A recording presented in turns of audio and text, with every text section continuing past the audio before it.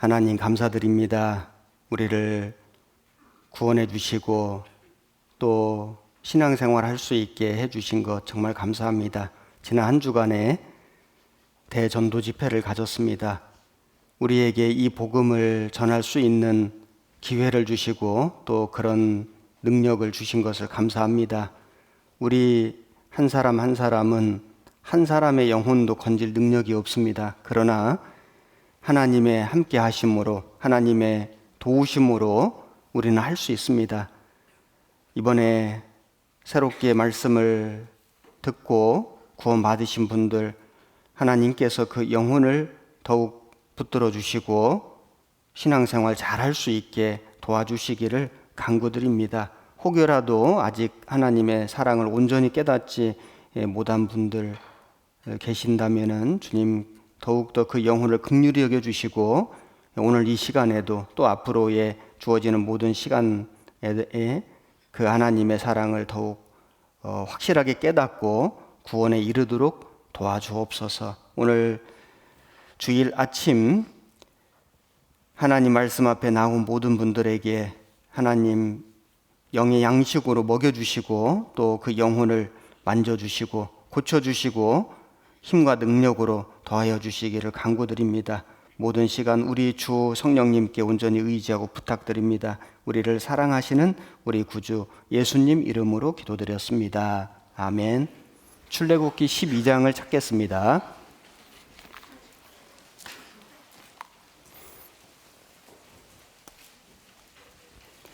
구약성경 98페이지 출애굽기 12장 3절부터 제가 읽겠습니다.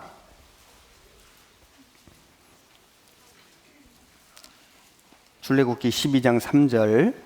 너희는 이스라엘 회중에게 고하여 이르라. 이달 열흘에 너희 매인이 어린 양을 취할지니 각 가족대로 그 식구를 위하여 어린 양을 취하되 그 어린 양에 대하여 식구가 너무 적으면 그 집의 이웃과 함께 인수를 따라서 하나를 취하며 각 사람의 식량을 따라서 너희 어린 양을 계산할 것이며 너희 어린 양은 흠없고 일련된 수컷으로 하되 양이나 염소 중에서 취하고 이달 14일까지 간직하였다가 해질 때에 이스라엘 회중이 그 양을 잡고 그 피로 양을 먹을 집 문 좌우 설주와 임방에 바르고 그 밤에 그 고기를 불에 구워 무교병과 쓴 나물과 아울러 먹되 난로나 물에 삶아서나 먹지 말고 그 머리와 정강이와 내장을 다 불에 구워 먹고 아침까지 남겨두지 말며 아침까지 남은 것은 곧 소화하라.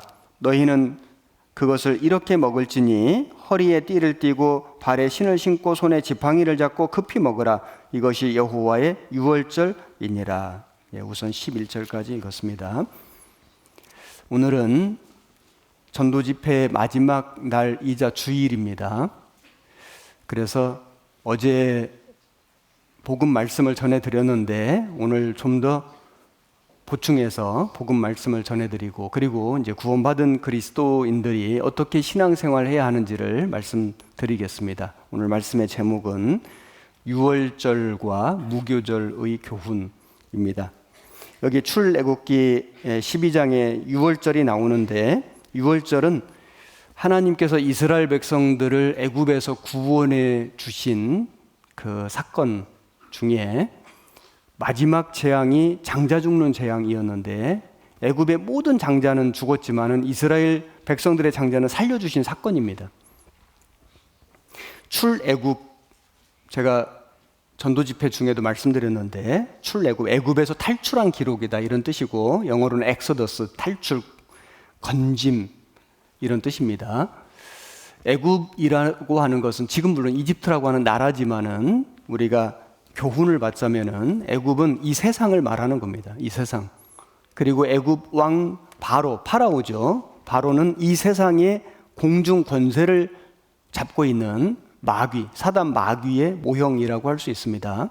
그리고 그 애굽 땅에서 노예 생활을 하고 있는 이스라엘 백성들은 지금 이 세상에서 사단 마귀에 올무잡혀 있는 사단 마귀의 권세 아래 붙잡혀 있는 사람들의 영혼의 모습이라고 할 수 있습니다. 그래서 이스라엘 백성들이 그 바로 파라오의 압제 속에서 고통받고 노동을 하고 아들을 낳으면 나일강에 던져 죽일 수밖에 없는 그런 운명에 처했을 때 그들이 하나님께 울부짖었습니다.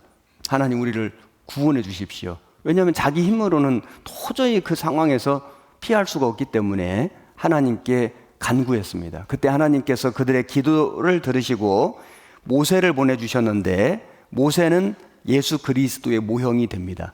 그래서 모세가 가서 바로 왕에게 내 백성 이스라엘 민족을 보내라 이렇게 말을 했을 때 이 파라오는 마음이 강팍해가지고 이스라엘 민족 그 노예 삼은 그들을 보내지 않았습니다. 그래서 모세가 하나님의 능력으로 기적을 행하였는데 애굽 땅에 10가지 재앙을 내렸습니다. 첫 번째 재앙이 강물이 피가 되는 재앙이었고, 그 다음 개구리 재앙이었고, 이 재앙이었고, 그리고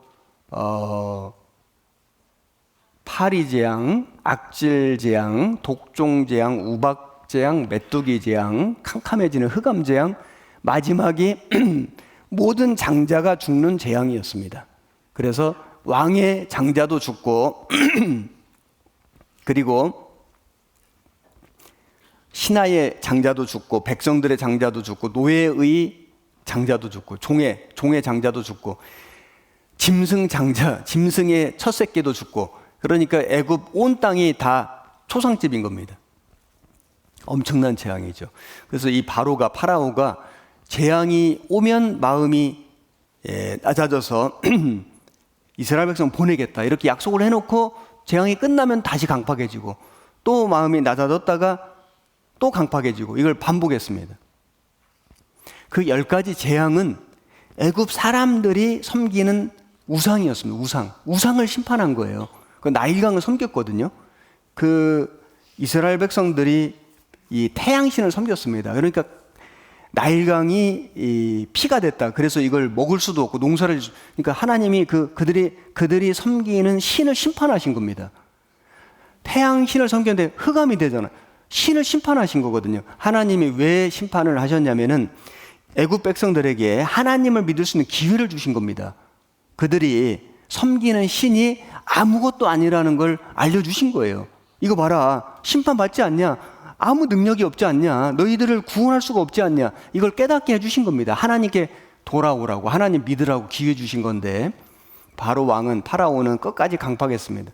그래서 마지막 재앙이 장자 죽는 재앙이었는데, 하나님께서 이스라엘 백성들은 보호해 주셨거든요. 계속해서 애굽 땅에는 재앙 내렸지만 이스라엘 백성들을 보호해 주셨는데, 장자 죽이는 재앙에서도 이스라엘 백성들을 보호해 주셨는데, 그 보호해 주시는 방법이 여기 금방 읽은 유월절인 겁니다. 유월절. 자, 이 유월절이 무슨 의미가 있는지를 제가 좀 자세하게 말씀드려 보겠습니다. 12장 5절. 너희 어린 양은 흠 없고 1년 된 수컷으로 하되 양이나 염소 중에서 취하고, 여기 어린 양은, 이 어린 양, 장자를 대신해서 어린 양을 잡아서 피를 임방설주에 발라라. 그러면 피를 보고 넘어가리라. 이게 유월절인데, 이 어린 양은 예수 그리스도의 예표입니다. 예수 그리스도. 그래서 이스라엘 백성들이 이제 출애굽해가지고 이제 이 어린 양의 피로 말미암아 장자가 살고 출애굽해가지고 그들이 홍해를 건너가지고, 홍해는 침례 모형이거든요. 광야 40년을 지나서 이건 교회 모형이고 구원받은 그리스도의 신앙생활의 모형이고, 그리고 이제 가나안 땅, 약속의 땅에 들어가는, 이건 천국의 모형도 되고 천국에서 받는 기업의 모형이 된다. 가나안을 천국이다라고만 정의를 하면 문제가 생기는 게, 가나안 땅에 들어가서 정복 전쟁을 했거든요. 거기 악한 가나안에 7 족속이 살고 있었는데 전쟁했거든요. 가나안은 천국의 모형인데 정확하게 엄밀하게 말하면 천국에서 받을 기업의 모형이다. 그래서 우리가 이 하나님의 축복을 누리기 위해서는 우리가 전쟁을 하거든요. 육신과도 싸우고 세상과도 싸우고 마귀와도 싸우는. 그래서 우리가 기업을 받는 겁니다. 영광을 받는 거죠. 여기 이 어린 양은 예수 그리스도의 모형이다. 그래서 흠 없고 일련된 수컷으로 하되, 흠이 없었어야 됐습니다. 예수님은 흠이 없습니다. 죄가 없습니다. 그래서 처녀 마리아의 태를 빌려서 오신 겁니다. 예수님이 아담의 후손으로 우리와 같은 육신을 갖고 오셨다면 우리 죄를 없앨 수가 없습니다. 왜냐하면 죄성, 죄 기질을 갖고 계시기 때문에. 그런데 예수님은 우리를 구원하러 오셔야 되기 때문에 남자의 후손이 아닌, 아담의 혈통이 아닌 여자의 태를 빌려서 오신 거예요. 처녀를 통해서. 그래서 예수님은 흠이 없었습니다. 예수님을 십자가에 못 박는 그 사형을 인도한, 집행한 그 백부장, 그 지휘관 백부장도 말하기를 그는 진정 의인이었도다. 그는 진정 의인이었다. 죄가 없다. 3번이나 얘기했습니다. 예수님은 의인, 정말 죄가 전혀 없는 의로우신 분이었습니다. 흠이 없는 어린 양을 잡아야 한다. 그리고 6절에 보시면 이달 14일까지 간직하였다가 해질 때에 이스라엘 회중이 그 양을 잡고, 이스라엘에서 해 질 때는 정오 12시부터 오후 6시, 6시까지가 하루거든요. 6시 지나면 하루가 새로 시작되는 겁니다. 그래서 해 질 때에, 이 말은 정오 12시부터 오후 6시까지의 중간에, 오후 3시거든요. 예수님은 오전 9시에 십자가에 못 박히셔가지고 오후 3시에 정확하게 돌아가셨습니다. 6시간 동안 십자가에 매달려 계셨고 피를 다 흘리시고 운명하셨는데 그때가 오후 3시였습니다. 이 유월절 어린 양은 오후 3시에 잡았는데 예수님은 정확하게 유월절 어린 양으로 오셔서 오후 3시에 돌아가셨습니다. 7절에 그 피로 양을 먹을 집 문 좌우 설주와 인방에 바르고, 자, 그 양을 잡아서 피를 그 집 문에 인방과 설주에 발라라. 인방과 설주에 바르는데 이 바닥에 문턱에는 안 발랐습니다. 예수님 피는 밟히는 게 아니거든요. 12장 13절에 내가 애굽 땅을 칠 때 그 피가 너희의 거하는 집에 있어서 너희를 위하여 표적이 될지라. 내가 피를 볼 때 너희를 넘어가리니 재앙이 너희에게 내려 멸하지 아니하리라. 피를 볼 때 너희를 넘어가리니. 자, 왜 피를 보면 재앙이 넘어갔을까요? 피는 생명이거든요. 그러니까 죽음의 재앙이 와가지고 피가 없는 집 장자는 죽이는 겁니다. 그런데 피가 말려있는 집은 피가 말려있네? 벌써 죽었네? 이미 죽었으니까 더 이상 죽을 필요가 없지. 그래서 재앙이 넘어간다는 거예요. 너물유, 너물월, 유월절. 영어로는 패스오버, 넘어간다는 겁니다. 이게 유월절 절기의 유래였습니다. 자, 여기 화면에 보시면 유월절 10번째 재앙이었는데 이게 장자 죽이는 재앙이었습니다. 이스라엘 백성들의 장자는 안 죽는 방법, 피할 길을 주셨는데 양을 대신 죽여서 문 좌우 설주와 인방에 바르면은 그 피를 볼 때 심판이 넘어간다. 예수 그리스도가 유월절 어린 양으로 오셔가지고 그 예수님을 믿으면은, 마음에 믿는 게 바르는 거거든요. 믿으면은 우리는 더 이상 죄 때문에 심판받지 않고 심판이 넘어간다. 이걸 이스라엘 백성들에게 모형을 통해서, 이 사건을 통해서 알려주신 겁니다. 이 복음이거든요. 유월절 어린 양. 그래서 인방과 설주에 발랐습니다. 자, 이 집은 하나님 말씀대로 양피 발랐습니다. 이 집은 피는 징그럽지. 우리는 꽃다발, 꽃 예쁘잖아요. 꽃다발 걸었습니다. 이 집은 바르긴 뭘 발라. 우리는 BJR이 배째라거든요. 예. 우린 뭘 발라. 착하게 살면 되지, 열심히 살면 되지. 안 발랐습니다. 자, 어느 집 장자가 살았을까요? 양의 피. 하나님 말씀대로 순종하면 구원받는 겁니다. 그 피가 너희의 거하는 집에 있어 표적이 될지라. 피를 볼 때 너희를 넘어가리니. 그래서 이 양의 피, 예수 그리스도가 십자가에서 흘리신 그 피를 바르는 게 믿는 거예요. 믿는 게 바르는 겁니다. 자, 여기 피를 발랐는데 어느 집 장자는 아주 착한 장자입니다. 어느 집 장자는 그냥 보통 장자, 그저 그래요. 어느 집 장자는 아주 못됐어요. 나쁜 짓만 일삼아요. 근데 피는 다 발랐어요. 어느 집 장자가 살까요? 다 살아요. 그 장자의 선행을 보고 넘어가리라 이렇게 안 했죠. 그 피를 보고 넘어가린. 그러니까 믿기만 하면 되는 겁니다. 내가 얼마큼 착하게 살았는지, 얼마나 죄를 많이 지은, 회개하고 구원 받으면 피를 바른 거예요. 고린도전서 5장 7절에 우리의 유월절 양 곧 그리스도께서 희생이 되셨느니라. 그래서 그 어린 양 보라, 세상 죄를 지고 가는 하나님의 하나님의 어린 양이로다. 예수님이 어린 양으로 오신 겁니다. 유월절 어린 양 그리스도께서 희생이 되셨느니라. 출애굽기 12장 9절입니다.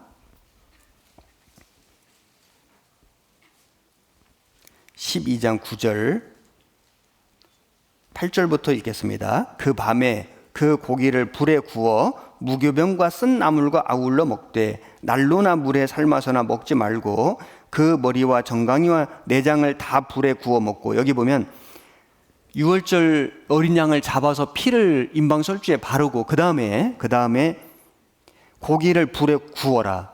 불에 굽는다는 게 뭐죠? 그 고난이거든요. 예수님은 십자가에서 완전한 고난 받으셨습니다. 피와 물을 다 쏟으시고 온몸에 채찍 맞으시고, 그래서 여기 그 고기를 불에 구워 먹고 그 다음에 무교병과 쓴 나물과 아울러 먹되, 이 무교병이 뭐냐면은 누룩이 없는 빵입니다. 누룩이 없는 무교병, 누룩이 없는, 즉 죄가 없는 성결한 삶을 살아야 한다. 예수님은 죄가 없는 삶을 살으셨고 구원을 받은 그 유월절 어린 양처럼 피 흘리시고, 그리고 그 고기를 불에 구운 것처럼 완전한 희생 헌신하신 그 예수님을 구주로 받아들인 사람은 이제는 누룩이 없는 삶을 살아가야 한다. 성결한 삶을 살아가야 한다. 그리고 그렇게 살 수 있다. 그래서 무교병과 쓴 나물과, 쓴 나물은 뭐냐면 애굽에서의 그 고통, 고난, 고생을 기억하는 겁니다. 우리가 구원을 받고 나서 내가 거룩하게 살아야지, 올바르게 살아야지, 죄 안 짓고 살아야지 하는 이유가 뭐냐면은 구원 받기 전에 우리가 얼마나 하나님 앞에 불순종하고 그리고 패역하고 얼마나 죄 많은 삶을 살지 않았습니까? 그걸 기억하는 겁니다. 그런데 나 같은 죄인을 구원해 주신 주님이 너무 감사해서 이제는 죄 안 짓고 살아야 되겠다, 올바로 살아야 되겠다, 그렇게 다짐하고 그렇게 노력하고 사는 겁니다. 구원받은 그리스도인들이 착하게 살려고 하는 이유가 죄를 안 지어서 천국 가려고 노력하는 게 아니고요, 나 같은 죄인을 구원해 주신 주님의 은혜가 너무 감사하니까 야, 이제는 죄 짓지 말고 살아야지 노력하는 겁니다. 구원받은 그리스도인이 주일날 교회 나오고 신앙생활 하려고 하는 이유가 내가 열심히 해서 천국 가야지, 천국 가려고 노력하는 게 아니고, 나 같은 죄인을 아무 값 없이 공로 없이 거저 구원해 주신 주님의 은혜가 너무 감사하니까 보답하며 살려고 하는 거예요. 아, 이제부터는 정말 내가 올바로 살아야지, 신앙생활 잘 해서 주님의 은혜 보답하고 살아야지, 그래서 신앙생활 하려고 노력하는 겁니다. 여기 10절에 아침까지 남겨두지 말며 아침까지 남은 것은 곧 소화하라. 남겨두지 말라. 다 불에 구워 먹고, 여기 보면 그 고기를 불에 구워 먹는데 9절 끝에 다 불에 구워 먹고 아침까지 남겨두지 말며, 그래서 예수님은 피와 물을 한 방울도 남김없이 다 쏟아주셨거든요. 그 주님의 그 보혈로 구원받은 그리스도인도 우리의 남은 삶을 아낌없이 주님을 위해서 드려야 한다. 우리 몸을 드리는 헌신이죠. 그런 삶을 살아가는 것이 마땅한 삶인 겁니다. 11절에 너희는 그것을 이렇게 먹을지니 허리에 띠를 띠고 발에 신을 신고 손에 지팡이를 잡고 급히 먹으라. 이것이 여호와의 유월절이니라. 그리고 이 양고기를 먹는데 허리에 띠를 띠고 발에 신, 이게 나그네의 행장이죠. 언제라도 출발 신호 떨어지면은 이제 애굽을 떠나가는 겁니다. 우리가 구원을 받고 신앙생활을 하는데 언제라도 하나님의 천사의 나팔 소리가 불리면은, 주님의 재림의 나팔 소리가 불리면은 우리는 미련 없이 세상을 떠나서 주님께 가는 거예요. 롯의 처는 구원받지 않은 사람의 모형이거든요. 그 롯의 처가 이 소돔 고모라성, 소돔성이 불과 유황으로 멸망당할 때 뒤를 돌아본 거로 소금 기둥이 되었더라. 왜 뒤를 돌아봤을까? 세상에 미련이 그렇게 많은 거예요. 구원 안 받은 사람들은요, 이 세상에 미련이 그렇게 많습니다. 자기 운명을 모르면서, 내일 일을 알지 못하는, 내일 일도 모르면서 자기 운명을 모르고 마치 내일 살지 죽을지도 모르는 인생이 이 땅에서 영원히 살 것처럼 그렇게 세상에 뿌리를 내리고 안즈맹이처럼 세상에 탁 붙어가지고 살아가는 거예요. 미련이 그렇게 많습니다. 여러분, 우리가 구원을 받으면은 이 세상에서 열심히 살아야 됩니다. 올바르게 살고 본이 돼서 다른 사람들에게 정말 빛이 되고 소금이 되는 그런 귀한 삶을 살아가는 건 맞지만은, 그러나 이 세상에 미련 두고 살지는 않습니다. 언제라도 주님 오시면 떠나가는 사람답게 나그네처럼, 행인처럼 그렇게 사는 겁니다. 그래서 허리에 띠를 띠고 발에 신을 신고 손에 지팡이를 잡고 급히 먹으라. 시간이 없는 거예요. 미루면 안 됩니다. 신앙생활은요, 아이고 이제 구원 받았지만은 천천히 해야지. 천천히 시간 가지고 이제 천천히 한 올해 연말쯤 가서 내가 열심히 살고 지금은 살살 이제 적당히 해야지. 그렇게 생각하면 안 됩니다. 구원받은 즉시로 하나님의 자녀답게, 구원받은 성도답게 올바르게 열심히 살 마음의 각오를 가지고 실제 그렇게 살아야 됩니다. 급히 먹어라. 시간이 없습니다. 얼마 남아있는지 모릅니다. 구원받은 강도는, 그 예수님 십자가 옆에서 구원받은 강도는 구원받아서 천국에는 가서 오늘 네가 나와 함께 낙원에 있으리라. 천국에는 갔습니다. 그런데 상급은 없습니다. 왜냐하면 주님을 위해서 살 시간이 없었어요. 기회가 없었어요. 그래도 구원받은 건 너무 다행이고 너무 감사하죠. 그건 상급은 없습니다. 우리는 구원받았고, 그리고 우리에게 얼마인지는 모르지만은 주님을 위해서 할 수 있는 시간을 주신 거예요. 기회를 주신 겁니다. 그렇지 않습니까? 보너스로 주신 거예요. 어떻게 허송세월할 수 있습니까? 급히 먹으라. 서둘러서 우리 남은 세월을 올바르게 열심히 살아가야 되는 겁니다. 여기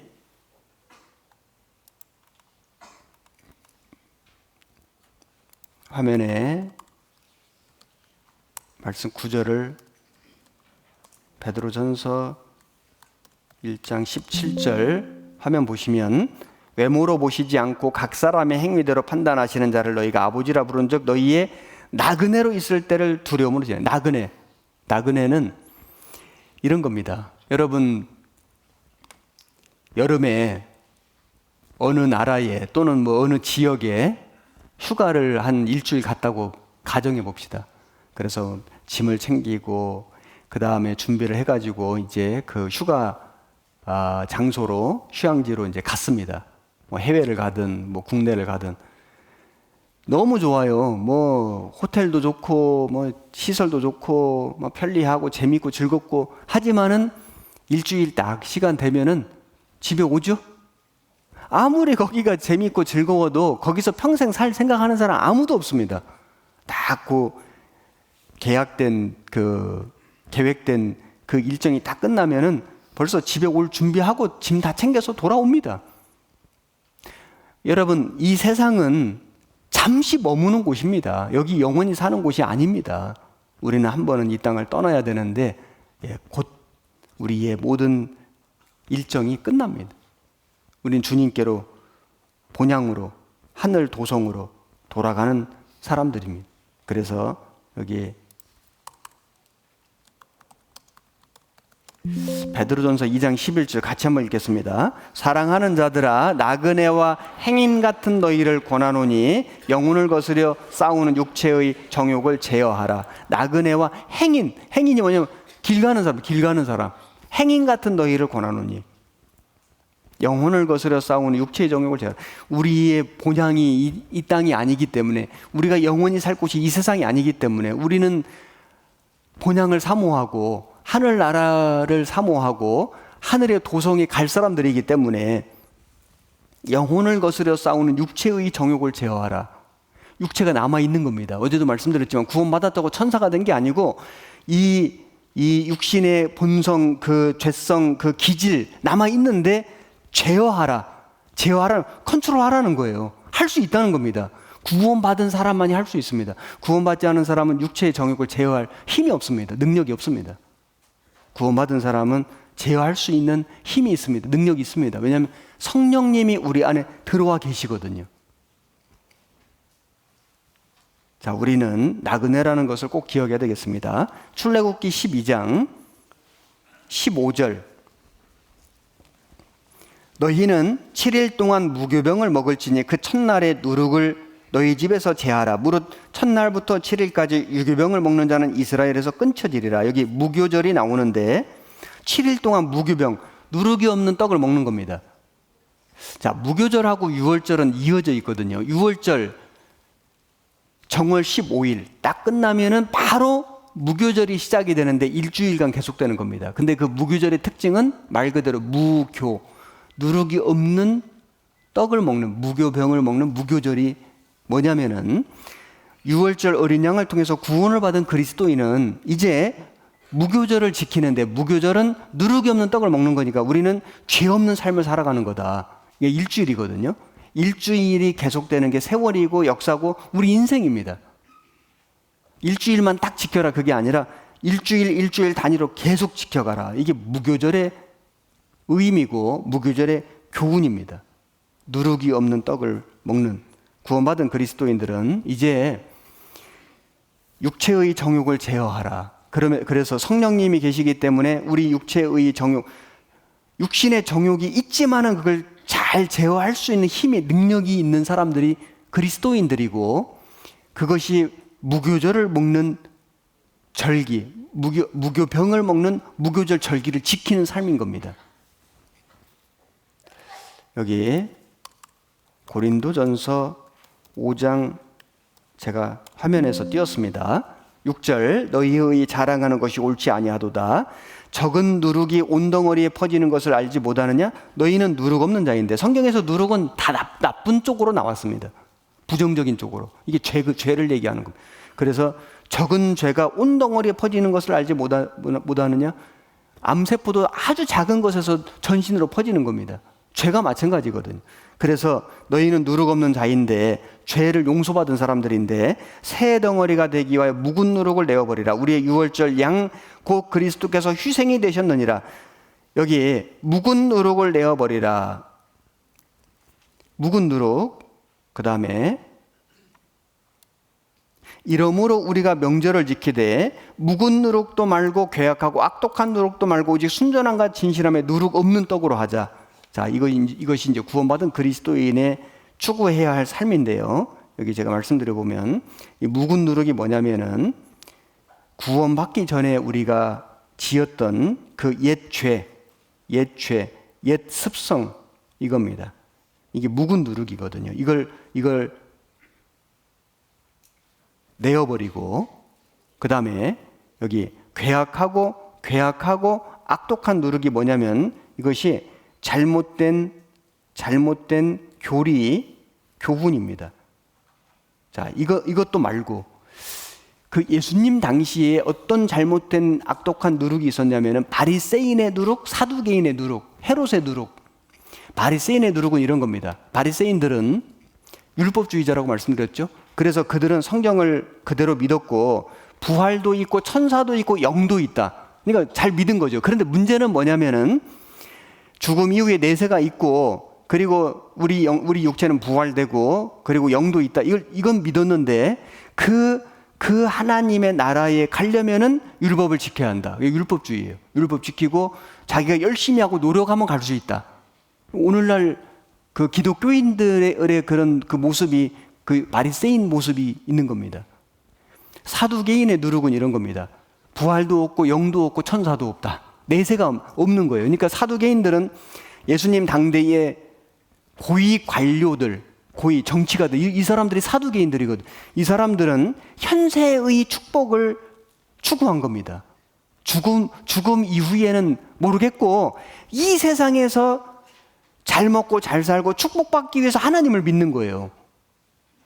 요즘 기독교인들도 비슷하지 않습니까? 그러니까 요즘 기독교인 거듭나지 못한 기독교인들의 모습 속에 바리새인의 모습도 있고 바리새인의 누룩도 있고 사두개인의 모습, 사두개인의 누룩도 있는 거예요. 그리고 헤롯 누룩도 있고. 그래서 이 괴악하고 악독한 누룩도 말고 잘못된 교리, 교훈 이거 내버리고 그다음에 묵은 누룩, 옛죄, 옛 습성 이거 버리고 우리 구원받은 그리스도인이 먹을 떡은 뭐냐면 순전함과 진실함에 누룩 없는 떡을 먹고 살아가야 한다. 하나님의 말씀입니다. 신앙생활 중에 하나님 말씀을 계속 우리가 먹고 그리고 그것으로 우리가 힘을 내고 주님 나라에 갈 때까지 순전함과 진실함에 누룩 없는 떡을 함께 나누며 교제하며 살아가는 겁니다. 이게 신앙생활이거든요. 여기 에베소서 4장 22절 제가 읽어보겠습니다. 너희는 유혹의 욕심을 따라 썩어져가는 구습, 옛 습성, 옛 관습, 옛 죄를 쫓는 옛사람을 벗어버리고 오직 심령으로 새롭게 되어 하나님을 따라 의와 진리의 거룩함으로 지으심을 받은 새 사람을 입으라. 여기 보면 옛사람을 벗어버리고 새 사람을 입으라. 이게 성화입니다. 어제 제가 말씀드렸는데 구원의 3단계 중에 영혼의 구원, 우리가 이제 영혼 구원 받았습니다. 예수님의 보혈을 믿을 때 영혼 구원 받은 거고 천국 갈 수 있는 그런 믿음이 생긴 거고, 그 다음에 생활의 구원, 성품의 구원. 이게 뭐냐면은 성화거든요. 이건 거룩해져 가는 과정이다. 어떤 과정이냐면 옛사람 벗어버리고 새사람 입어가는 과정입니다. 이건 단번에 되는 게 아닙니다. 구원을 받았는데 지금까지 내가 30년 동안, 40년 동안, 50년 동안, 60년 동안, 70년 동안 해오던 습관이 있지 않습니까? 잘못된 관습, 그 옛 죄. 그것을 단번에 버리면 얼마나 좋겠습니까만 그게 안 된다는 거예요. 그러니까 점진적으로 변화되는 거다. 성화되는 거다. 계속적으로 생활과 성품의 구원을 우리가 받아가는 거다. 옛사람을 벗어버리고 새 사람을 입어가는 삶, 이것이 신앙생활인 겁니다. 여기 골로새서 3장 5절 그러므로 땅에 있는 지체를 죽이라. 곧 음란과 부정과 사욕과 악한 정욕과 탐심이니 탐심은 우상 숭배니라. 이것들을 인하여 하나님의 진노가 임하느니라. 너희도 전에 그 가운데 살 때는 그 가운데서 행하였으나 이제는 너희가 이 모든 것을 벗어버리라. 곧 분과 악의와 해방과 너희 입에 부끄러운 말이라. 여기 보시면은 너희가 전에 구원받기 전에, 이제는 구원받은 후에는, 그래서 구원받은 그리스도인은 비포와 애프터가 정확하게 있는 거예요. 우리 무슨 성형외과에서 이렇게 선전할 때 보면 전후 딱 이렇게 사진 보여주지 않습니까?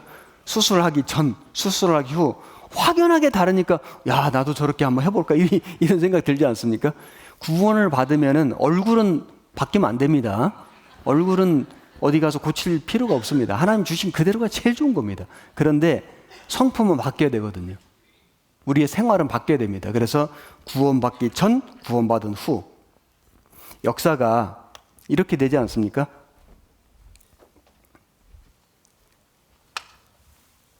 인간 역사가 쭉 오면은 여기 예수님을 분기점으로 해가지고 BC 기원 전, AD 기원 후 이렇게 나뉘는 것처럼 예수님이 이 세상에 오실 때가 기준이 되는 것처럼 나라고 하는 사람의 일생이 이렇게 있을 때, 내가 탄생 죽음이 있을 때 내가 구원을 받은 그 날이, 이 날이 예수님이 내 안에 들어오신 날이에요. 태어나신 날이에요. 아, 그렇구나. 아, 믿을 때 예수님이 내 안에, 내 심령 속에 탄생하신 거예요. 그게 나 개인의 성탄절입니다. 그래서 그 예수님을 내 영혼의 구주로 내가 받아들일 때 우리가 구원받기 전에는 구원받은 이후에는, 전에는, 후에는, 전후가 딱 나뉘는 거예요. 12월 25일 성탄절을 지키는 것이 중요한 게 아니고요. 주님이 내 안에 들어오신 날, 내가 주님을 영접한 날, 내가 거듭난 날, 그날이 중요한, 그날이. 그래서 전후가 나뉘는데, 여러분 역사를 보면은 BC 2000년, BC 1000년, BC 500년 이런 식으로 이렇게 숫자가 마이너스로 오다가 AD 100년, AD 500년, AD 1000년, 지금 2024년 이렇게 오지 않습니까? 이 숫자라고 하는 것이 보십시오. 0이 계속 돼도 아무 의미가 없는 숫자인데 일자가 딱 써진 다음에 0은 다 의미가 있는 숫자가 되죠. 그렇지 않습니까? 우리가 이 역사라는 것이 예수님으로부터 새롭게 시작되는 겁니다. 내 개인이 예수님을 영접할 때 예수님의 그 사랑을 깨닫고 내가 거듭날 때 내 일생에서 의미 없는 삶을 살다가 예수님이 내 마음속에 믿어지고 영접될 때 일자가 써지는 거예요. 그때부터 내 삶은 하루하루가 다 의미가 있는 삶이 되는 거예요. 이날이 얼마나 소중한 날입니까? 그래서 구원받은 그리스도인들에게는 날짜가 중요한 게 아니고요. 어떤 분은 구원받은 날짜를 모르시는 분도 계시거든요. 괜찮습니다. 그 고민하실 필요 없습니다. 지금 내 마음 속에 주님을 믿는 믿음이 있고 주님 오시면 주님 나라에 갈 수 있는 확신이 있으면 되는 거예요.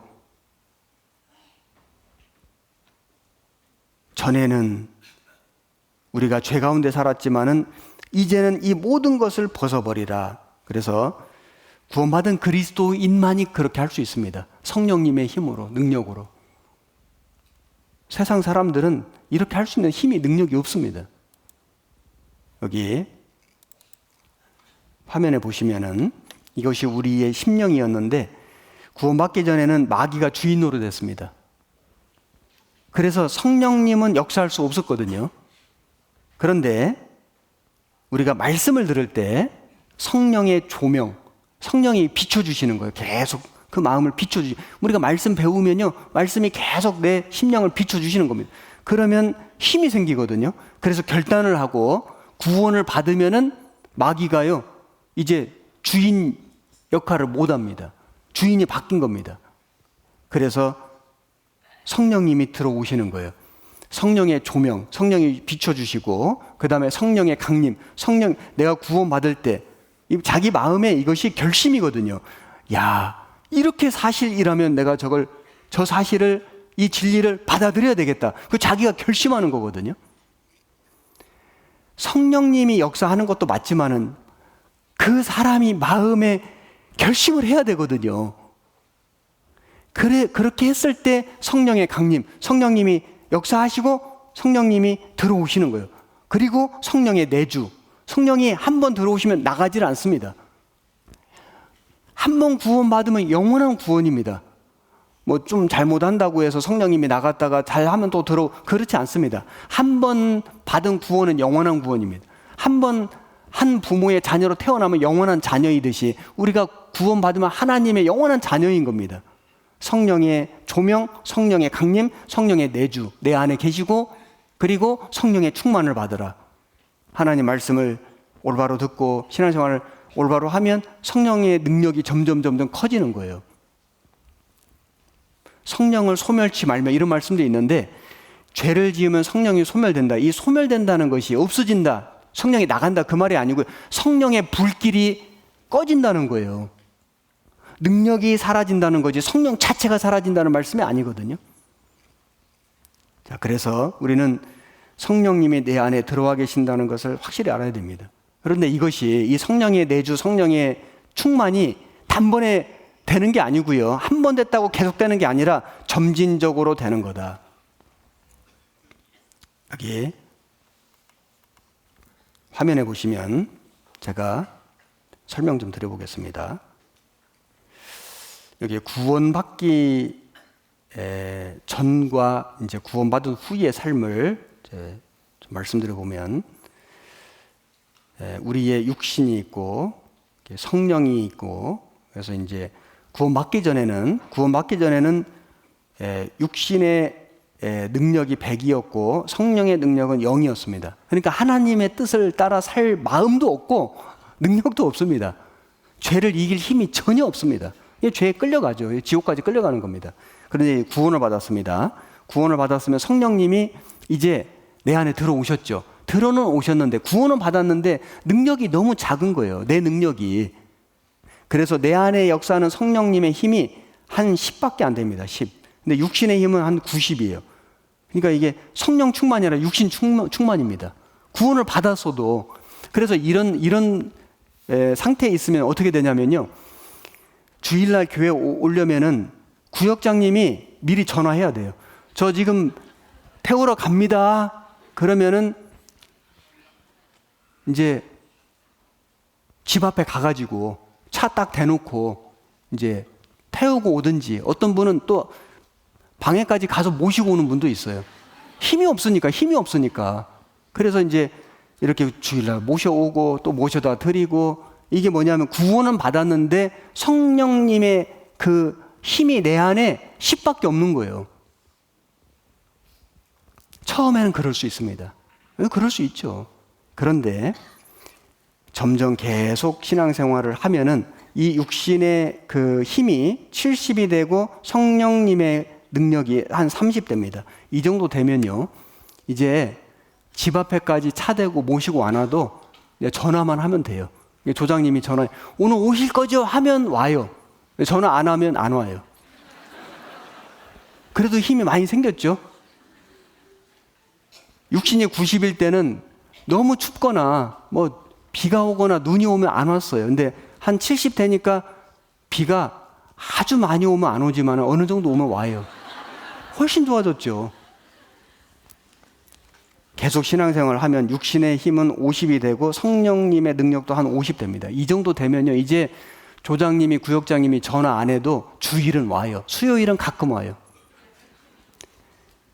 구역 모임도 1년에 몇 번 가요. 가다 안 가다 해요. 그래도 많이 좋아졌죠. 이제 계속 신앙생활을 하면 육신의 힘은 한 30밖에 안 되고요, 성령님의 능력이 한 70 됩니다. 이 정도 되면은 봉사도 하고요, 임원도 하고, 이제 다른 새로 구원받은 분 이제 모시러 다녀요. 차로 막 모시고 오고, 막 전화하고, 봉사도 하고, 임원도 하고, 전도도 하고. 그래서 자기밖에 몰랐던 사람이 이제 옆에 있는 형제자매도 생각하고, 잃어진 영혼도 참 그 위에서 기도하고, 가서 자기 거 희생해서 전도하고, 애쓰고, 그 일꾼 되는 겁니다. 교회 일꾼 되는 거예요. 이 정도 되면 일꾼이죠. 계속해서 신앙 안에 머물러서 성장해 가면 육신의 힘은 한 10밖에 안 되고요, 성령님의 능력이 90 돼요. 이 정도 되면 성령 충만이죠. 교회 안에 기둥 같은 일꾼입니다. 그분이 있어야 돼요. 그런 일꾼을 통해서 교회가 부흥되고 성장되고 확장되는 거예요. 우리 안산교회도 이런 성령 충만한 일꾼들이 많이 계신 줄 압니다. 그런데 육신이 없어지진 않아요. 육신이 남아있어요. 남아있는데 육체의 정욕을 제어하라. 제어를 잘하니까 없는 것처럼 보여요. 육신이 활동을 못해요. 있긴 있는데 힘이 없어요. 성령님의 능력이 충만하기 때문에 성령님의 역사가 나타나요. 그렇지 않습니까? 육신이 완전히 없어지는 건 주님 나라에 가서 없어지는 거예요. 하나님처럼 영광스럽게 변화되는 겁니다. 자, 이 과정이 단번에 되는 게 아니고 점진적으로 된다. 이걸 성화라고 하는 것이고, 이게 신앙 생활인 겁니다. 자, 우리가 왜 신앙생활 하는 거예요? 성화되기 위해서. 어떤 사람은 이제 구원 받았는데 구역장님 전화하지 마요. 우리 천국서 만나요. 아니, 나 전도할 때 구원만 받으면 된다고 하셨잖아요. 막 교회 안 와도 돼. 구원만 받아. 이거 약속 지켜야죠. 찾아오지 마세요. 이제 천국서 만나요. 그 사람은 아마도 하나님의 사랑을 온전하게 깨달은 사람은 아닐 수 있다. 왜냐하면은 정말로 주님의 사랑, 그 나를 위해서 천지를 창조하신 창조주가 사람의 몸으로 오셔서 십자가에 그 비난을 받고 조롱을 받고 멸시를 받고 침뱉음을 당하고 살이 찢겨지고 피 흘려서 돌아가셨다. 그 사랑을 참으로 깨달았다면 어찌 그 은혜에 보답하려는 마음이 없을까요? 아니, 물에 빠진 나를 누군가 뛰어들어서 천신만고 끝에 건져줘도 그 은혜를 평생 잊지 않고 살아갈 건데 어떻게 지옥 갈 나를 구원해 주셨는데 그 은혜를 망각하고 살 수 있을까요? 참으로 그 은혜를 깨달았다면은. 그래서 신앙생활을 하는 이유는 그 은혜 보답하기 위해서 하는 겁니다. 그리고 신앙생활을 잘했을 때 천국에 가면은 주님이 주시는 상급 영광이 훨씬 큰 거예요. 천국은 가도 영광과 상급은 다릅니다. 그래서 우리에게 그 영광과 상급 받을 기회를 주시는 거다. 이게 신앙생활입니다. 출애굽기 13장 6절 보시겠습니다. 7일 동안 무교병을 먹고 제7일에는 여호와께 절기를 지키라. 7일 동안에는 무교병을 먹고 유교병을 너희 곳에 있게 하지 말라. 네 지경 안에서 누룩을 네게 보이지도 말게 하며. 누룩을 보이지도 말게 하며. 여러분, 우리가 이 성화, 거룩해져 가는 과정인데 이게 무교절을 지키는 거라고 말씀드렸죠. 누룩을 너 주변에 있게 하지 말고. 그러니까 우리가 어떻게 옛사람을 버리고 새사람을 입냐면은 옛날에 내가 죄 속에 살았던, 죄를 즐기던 그 모든 생활을 버려가는 것인데 우선은 그 죄 짓는 곳에 안 가는 겁니다. 그리고 죄 지을 수 있는 사람을 안 만나는 겁니다. 그리고 죄 지을 수 있는 도구들을 내 주변에서 싹 없애는 거예요. 마음만 갖고는 안 됩니다. 세상 친구, 같이 죄 지었던 친구들 만나는 자리에 안 가는 겁니다. 그런 친구들을 정리해 가는 겁니다. 그리고 그렇게 죄 지을 수 있는 도구들을, 내 주변에 있는 것들을 다 없애버리는 거예요. 그게 무교절입니다. 무교절을 지킨다는 것은 그 유교병을 너희 곳에 있게 하지 말고 누룩을 네 지경 안에 보이지도 말게 하고 다 찾아서 없애버리는 거예요. 그래야만 육체의 정욕이 제어가 될 수 있는 겁니다. 신앙생활, 이것이 성화되는 삶이다. 그리고 진실함과 순전함에 누룩 없는 떡으로 하자. 이게 뭐냐면은 하나님의 거룩한 말씀을 함께 먹고 함께 나누고 함께 교제하는 겁니다. 그리스도인은 거듭났기 때문에, 영혼이 살아났기 때문에 예수님 말씀하시기를 떡으로만 살 것이 아니요 하나님의 입으로 나오는 모든 말씀으로 살 것이니라 하셨느니라 하시니. 그러니까 구원받은 그리스도인은 육신의 양식도 먹어야 되고, 육신의 양식도 먹어야죠. 육신이 있으니까.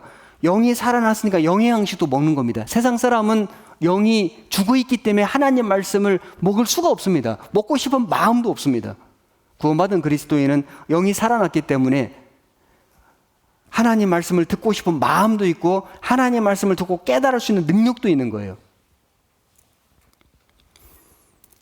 우리가 무교절을 지키는 삶은 옛죄를 없애버리고 누룩을 멀리하고 그 다음에 하나님의 순전하고 진실한 떡으로 하자. 하나님 말씀으로 계속 우리를 새롭게 하고 하나님 말씀으로 우리를 힘있게 하고 살아가는 겁니다. 말씀, 이것이 신앙생활의 원동력이다. 원동력. 사도행전 2장을 찾아보겠습니다. 신약성경 사도행전 2장 38절.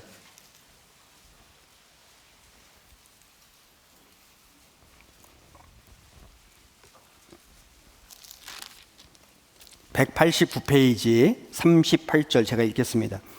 베드로가 가로되 너희가 회개하여 각각 예수 그리스도의 이름으로 세례를 받고 죄 사함을 얻으라. 그리하면 성령을 선물로 받으리니 이 약속은 너희와 너희 자녀와 모든 먼데 사람 곧 주 우리 하나님이 얼마든지 부르시는 자들에게 하신 것이라 하고 또 여러 말로 확증하며 권하여 가로되 너희가 이 패역한 세대에서 구원을 받으라 하니 그 말을 받는 사람들은 세례를 받으며 이날에 제자의 수가 3,000이나 더하더라. 42절 같이 읽겠습니다. 저희가 사도의 가르침을 받아 서로 교제하며 떡을 떼며 기도하기를 전혀 힘쓰니라. 여기 40절에 보면은 이 여러 말로 확증하며 말씀으로 전도한 겁니다. 말씀을 믿고 구원받은 겁니다. 그리고 41절에 그 말을 받는 사람들은 말씀을 듣고 믿은 거죠. 42절에 저희가 사도의 가르침을 받아 서로 교제하며 말씀, 우리 신앙생활의 4대 요소 말씀, 기도, 교제, 전도. 자동차 4바퀴다 많이 배우셨죠. 태초에 말씀이 계시니라. 이 말씀이 하나님과 함께 있으니 이 말씀이 하나님이시라. 말씀이 하나님이 안 보이는데 하나님은 어떻게 우리가 보죠? 말씀으로 보는 거예요. 우리가 하나님을 믿는다. 어떻게 믿는 거예요? 말씀을 믿는 거예요. 하나님께 순종한다. 어떻게 해요? 말씀을 순종하는 거예요. 하나님과 동행한다. 어떻게 해요? 말씀과 동행하는 거예요. 그렇지 않습니까? 말씀이 하나님이다. 나는 하나님을 가까이 한다. 근데 말씀을 안 읽어요. 그건 거짓말입니다. 말씀을 가까이 하는 게 하나님이 가까이 하는 겁니다. 말씀이 우리 신앙생활의 원동력이다. 초대교회 성도들은요, 말씀을 듣고 말씀으로 구원받고 말씀을 붙들고 말씀으로 교제했습니다. 그래서 교회가 부흥된 겁니다. 사도행전 4장 4절 말씀을 들은 사람 중에 믿는 자가 많으니 남자의 수가 약 5,000이나 되었더라. 말씀을 들은 사람 중에. 말씀 안 듣고 구원받는 건 불가능합니다. 그래서 기독교인들 중에 나는 뭐 신의 은사 체험해서 병 나았다는 거죠. 환상 봤습니다. 막 방언했습니다. 뭘 했습니다. 거짓말입니다. 그렇게 해서 구원받는 건 불가능합니다. 구원받는 유일한 방법은 복음의 말씀을 듣고 믿는 겁니다. 그 방법 외에는 구원의 방법이 없습니다. 사도행전 6장 7절 하나님의 말씀이 점점 왕성하여 예루살렘에 있는 제자의 수가 더 힘이 많아지고 허다한 제사장의 무리도 이 도에 복종하니라. 하나님의 말씀이 점점 왕성하여. 이게 교회 부흥의 비결입니다. 그래서 제자의 수가 더 힘이 많아지고 심지어 제사장의 무리도 복종하니라. 무슨 능력으로요? 하나님의 말씀의 능력으로. 말씀은요, 이기지 못할 사람이 없습니다.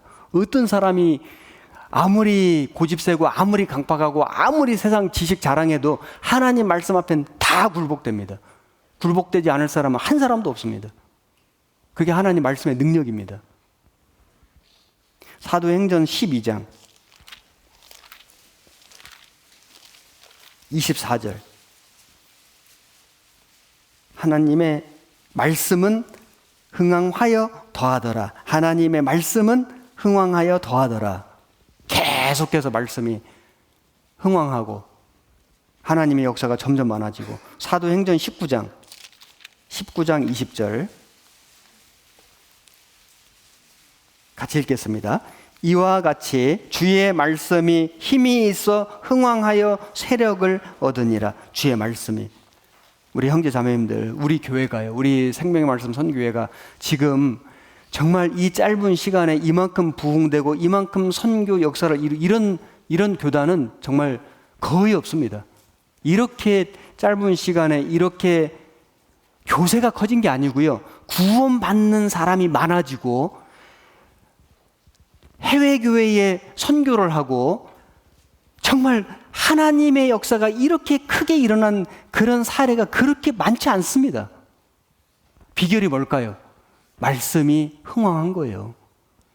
어느 한 개인의 능력이 출중해서 그런 게 아니고요. 하나님의 말씀을 우리가 붙들고 하나님의 말씀에 순종하고 하나님의 말씀을 전했기 때문에 하나님이 역사해 주신 거예요.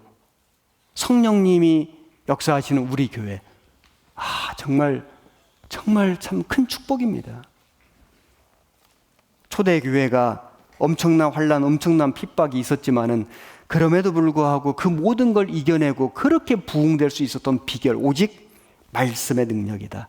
지금도 마찬가지입니다. 지금도. 개인도, 교회도 말씀 붙들고 살아가는 사람은 부흥됩니다. 여기 화면에 보시면은 방금 부른 찬송가를 기억하는가? 귀하고 귀하다 노래 불렀습니다. 찬송 마치고 하나님 말씀 들으면서 야, 말씀대로 살아야지 결심했습니다.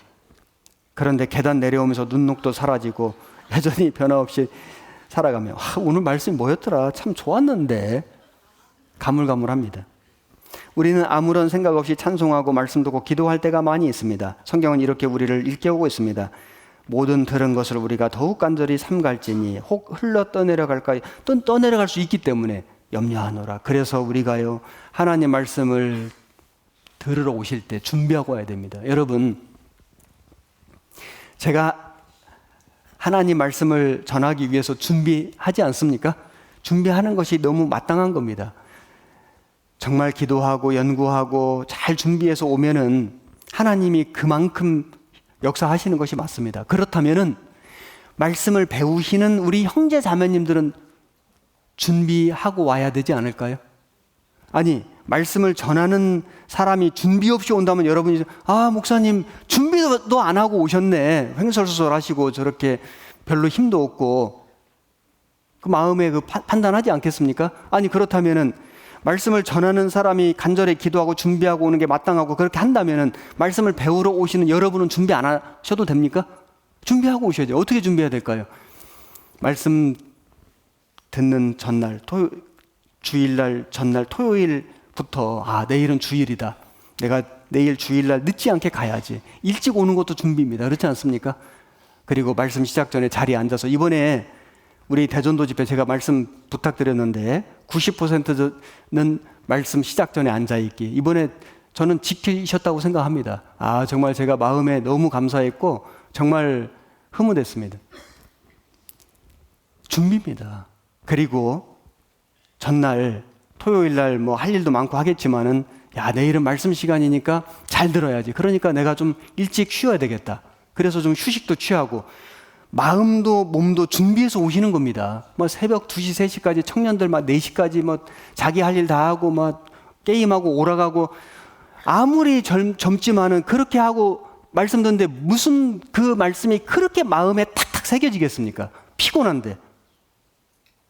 준비하고 오는 겁니다. 기도하고 마음 준비하고 우리 이 육체의 컨디션도 잘 준비해서 오는 거예요. 그 1시간 말씀이요, 자기 마음을 완전히 갈아엎을 수도 있습니다. 그렇지 않습니까? 우리가 하나님의 사랑 깨닫는 것도 어느 날 마음 준비됐을 때 그 순간에 성령님의 역사로 마음이 뒤집어지는 거예요. 안 믿어졌던 진리가 믿어지는 거예요.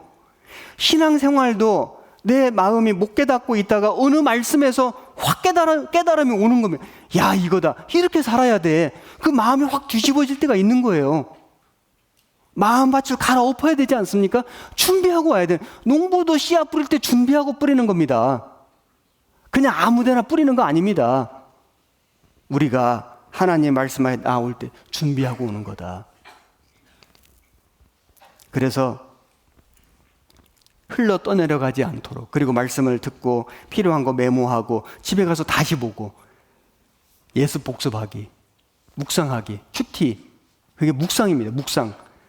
세상 종교는 명상하라고 하죠. 마음 비우라고. 마음 비우면 어떻게 됩니까? 마음 비우면은 세상 것이 더 들어옵니다.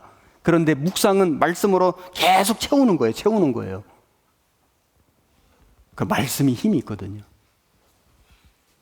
여기 아들이 TV만 보니까 아버지가 여기 아들이 여기 인터넷만 하고 있으니까 아버지가 TV 보면서 성경 좀 읽어라. 그러니까 이 아들이 뭐라고 해? 아버지 본을 보여주세요. TV는 내 마음대로 조종한다. 리모컨 박사인데 여기 뭐라고 합니까? 인간은 내 마음대로 지배한다. 정말 피곤해. 하루쯤이야. 내일 하면 되지. 성경 안 읽고 기도 안 하고. 기도도 이렇게 합니다. 바쁘니까 짧게 얘기하고 할게. 지난번에 얘기한 거 있죠. 부탁드리지만 아멘. 예수님 뭐라고 하실까요? 난 너와 대화를 하고 싶어. 어떤 사람이 수학에 저거 막 자기 말 해놓고 그냥 딱 끊어버립니까? 기도 이렇게 하면 안 되죠. 주님과 대화하지 않습니까? 대화. 성경 꼬박꼬박 읽고 묵상하는 그리스도인은 무서워. 즐겁게 찬양하는 그리스도인도 무서워. 이게 마귀가 무서워하는 거예요. 기도하는 그리스도는 제일 무서워. 사탄 살려. 그래서 우리는 구원의 투구를 쓰고 의의 흉배를 붙이고 복음의 신을 신고 성령의 검을 가지고, 성령의 검이 말씀이거든요. 믿음의 방패와 진리 허리띠를 띠고 싸우는 겁니다. 전신갑주를 입고. 이 세상은 전쟁터고 육신과 싸우고 세상과 싸우고 마귀와 싸우는, 우리는 그리스도의 군사고 교회는 군대입니다. 군대. 마귀가요, 아이고 힘들다, 담배 피면서 이제 이 짓도 못 해먹겠다, 내 유혹에 넘어오는 사람이 있어야지, 내 입심도 한물 갔나 봐, 듣지도 않고 무시하더라. 아무리 흔들어도 꿈쩍도 않는 그리스도인, 기둥 같은 그런 그리스도인들이 많이 생기면 마귀가요, 아이고 힘들다, 살아가는 거 너무 힘들어. 마귀가 탄식하게 만들어야지. 우리가 구원을 받았는데 뭐 아주 작은 유혹도 하나 못 이기고 자빠지고 넘어지고 마귀가 그 나를 둘러싸고 막 춤을 추고 막 낄낄대고 조롱한다면은 정말 너무 비참하지 않습니까?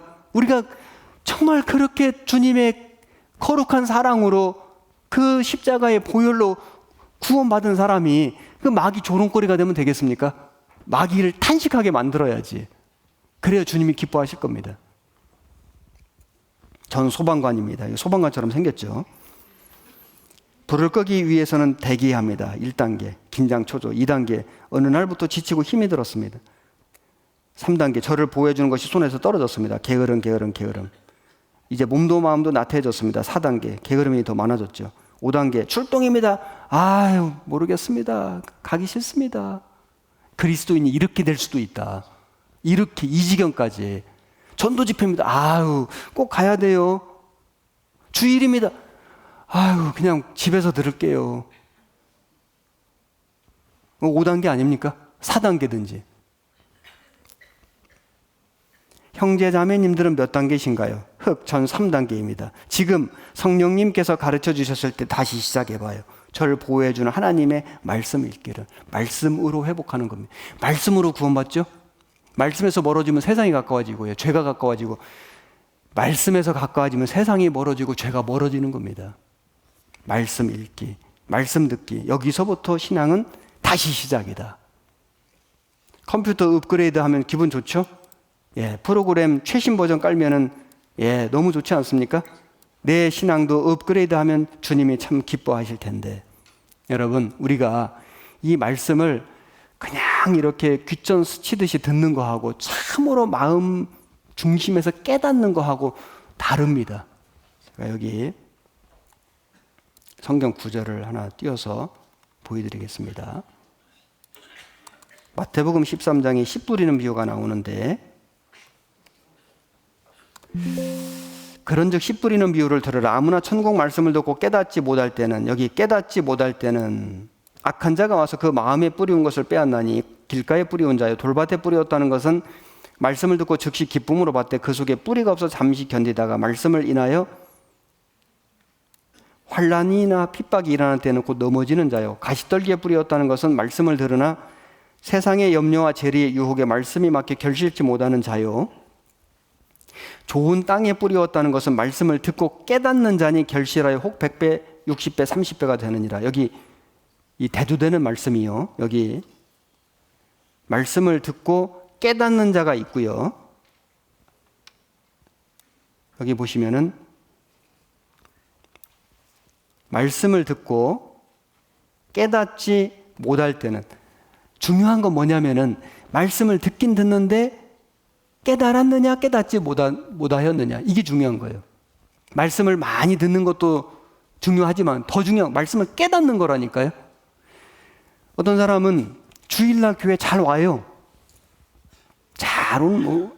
주일 성수하듯이 주일 잘 오고 봉사도 하고, 그런데 가끔 학예 수양회에서 상담 다 끝난 늦은 밤에 찾아오시는 분들 계셔요.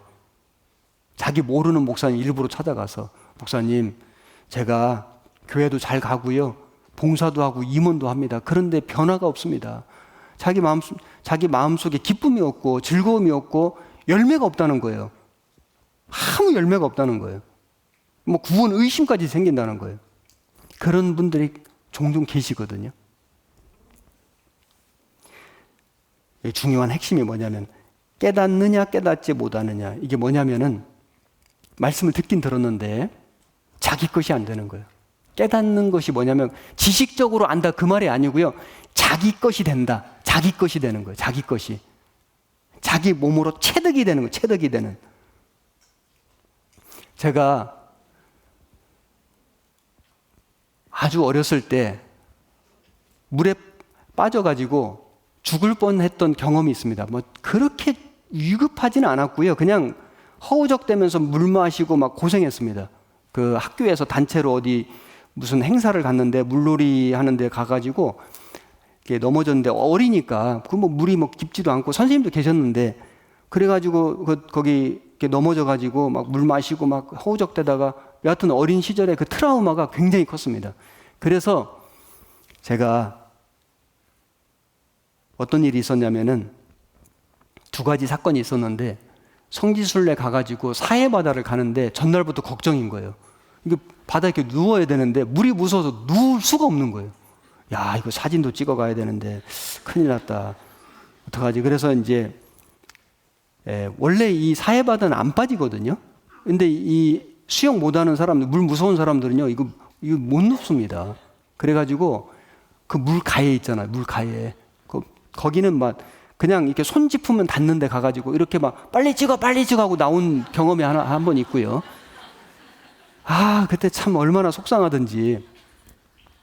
그리고 한 번은 이제 우리 아이들 어렸을 때 학예 수영이 끝나고 늦은 여름에 여름 거의 그때 막 서늘했습니다.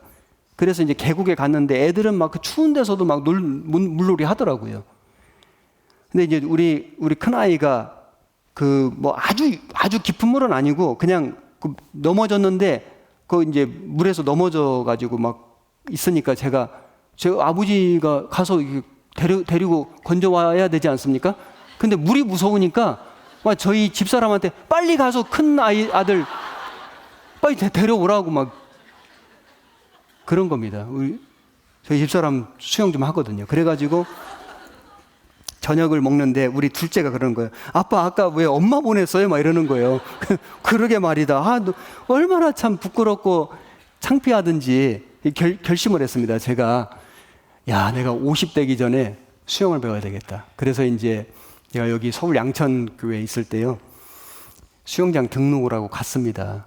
새벽 6시에 6시 반에 이제 6시 그 타임에 이제 제가 등록을 해가지고 갔는데 이제 여기 수영장 처음 오신 분 이리 오세요 그러더니 제가 갔죠. 그랬더니 데리고 저쪽 가는데 유아풀장 있잖아요. 여기 한 여기 무릎 장단지 정도 되는 그 물에 들어가라고 하더니 제일 먼저 시키는 게 물속에 머리 넣고 10초 있다 나오라는 거예요. 제가 그때까지 평생 한 번도 내 머리를 물속에 넣어본 적이 없습니다. 물이 무서우니까.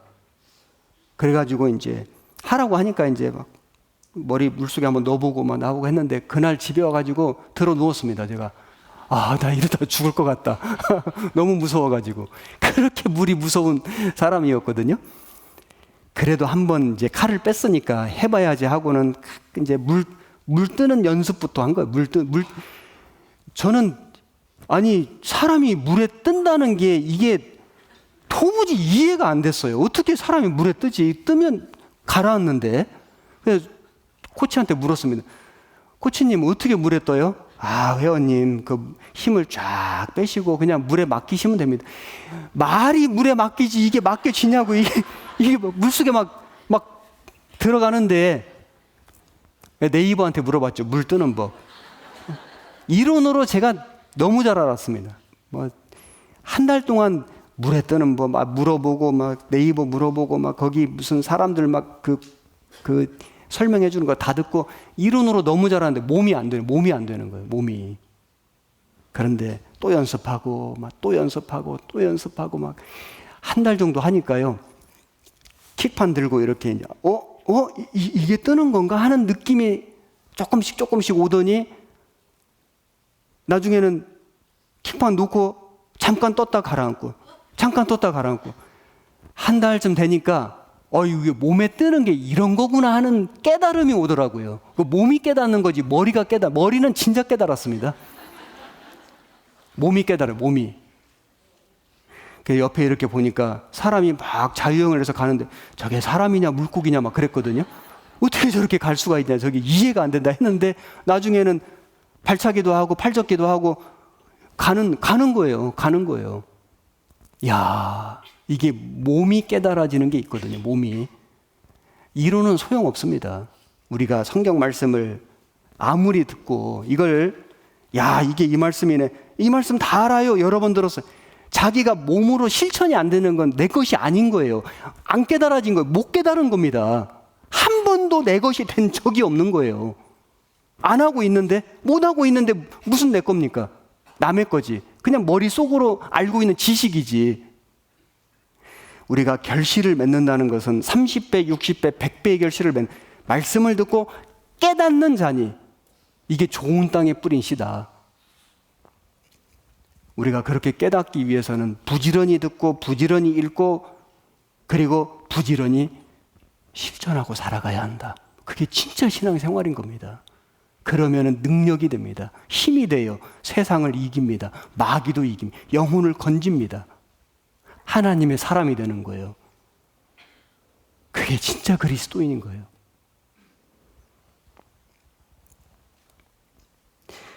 그래서 구원받은 그리스도인은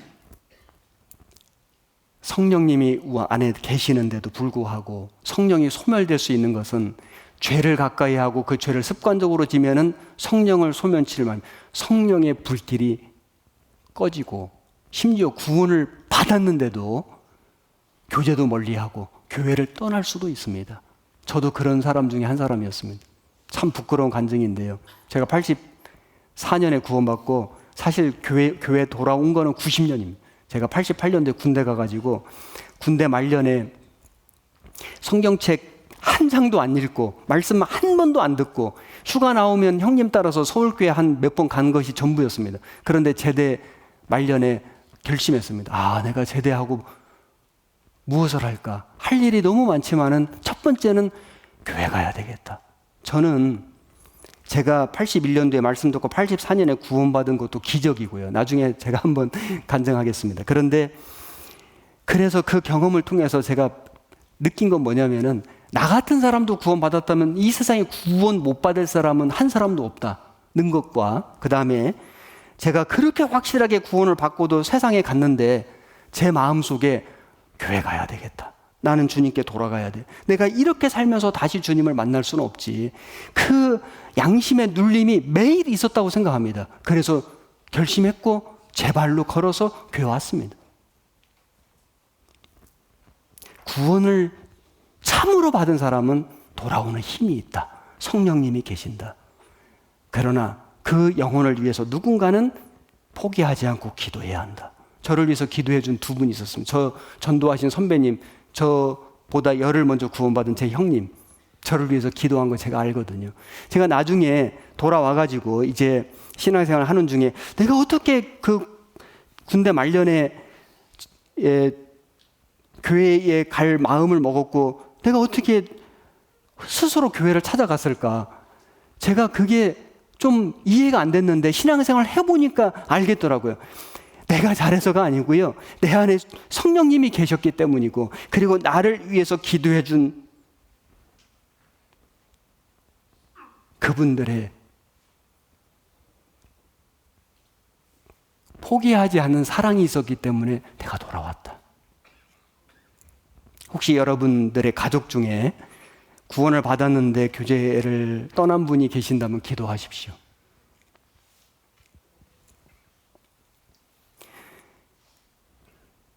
포기하지 말고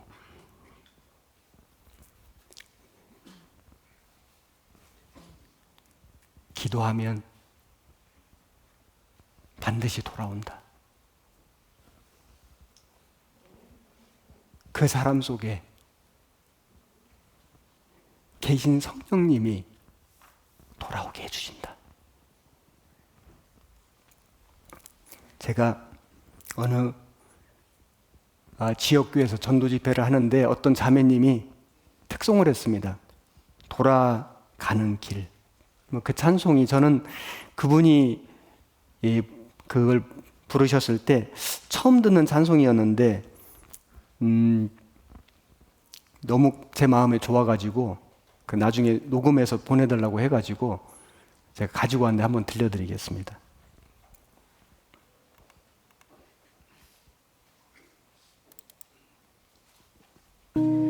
양떼를 떠나서 멀리 온 것 같아 목자의 음성도 들리지 않는데 어둠은 내리고 갈 곳을 모른 채 서성이고 있네.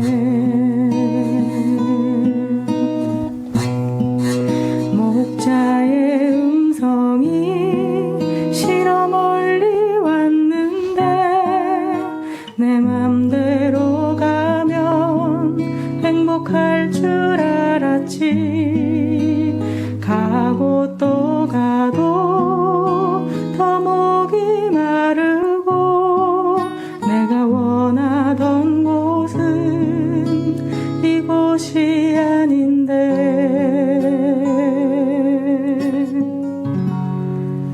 돌아갈 수 있을까?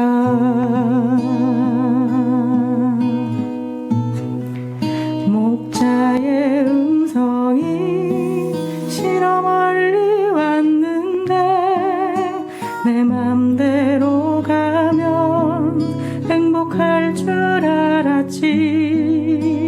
가고 또 가도 더 목이 마르고 내가 원하던 곳은 이곳이 아닌데 너무 오랜 시간을 헤맨 것 같은데 목자는 나를 잊었을 것 같은데 내가 있는 곳에서 힘껏 소리쳐봐도 너무 멀리 있어 들리지 않겠지.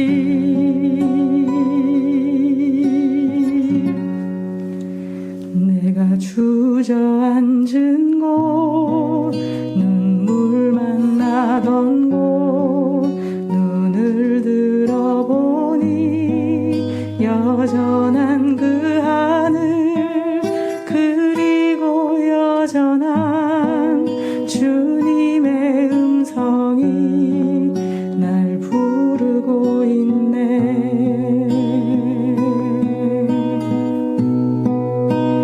내가 아무리 먼 길을 왔어도 여전히 나는 주님 품 안에 있고 헤매던 시간이 아무리 길어도 돌아가는 길 이렇게 짧은 걸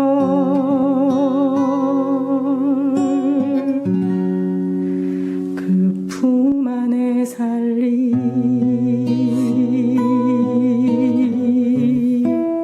그 품 안에 살리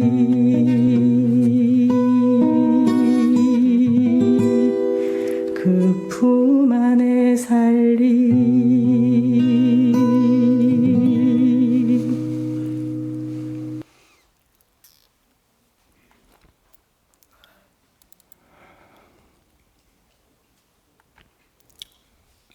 우리가 이제 구원을 받으면은 주님 뜻대로 살고 싶어 하는데 우리 육신이 있기 때문에 죄를 지을 수 있습니다. 자, 그 죄를 어떻게 우리는 해결할 것인가?